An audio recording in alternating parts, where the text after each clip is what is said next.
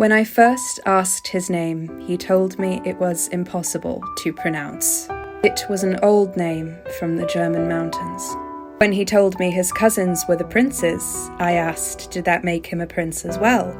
I am only a prince on paper, he told me, but for you I would be a prince in action.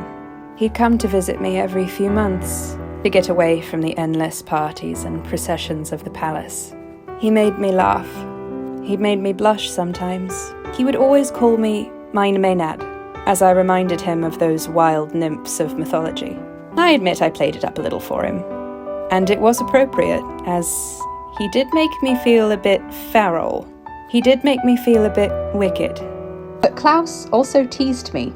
He was mischievous, like some sort of schoolyard Romeo. And the more he came to see me, the more I found myself looking forward to our little interactions. Sometimes we would only talk, and Klaus loved to talk, and I loved to listen. He'd been to India and Persia. He'd travelled all of Africa.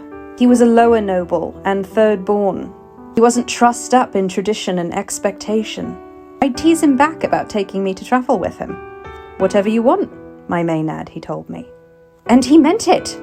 He brought me family heirlooms. One night he asked me to marry him and I couldn't keep a secret anymore. After too much wine, I told him everything. I waited for him to run in fear of me.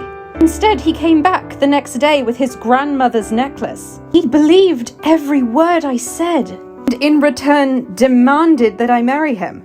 We were destined for each other. No mortal princess or countess would ever hold the power that I did, he said. And if his family would still not have me, he would buy me a title. None of it would matter, he insisted, once I met his family. My affliction was a gift to him.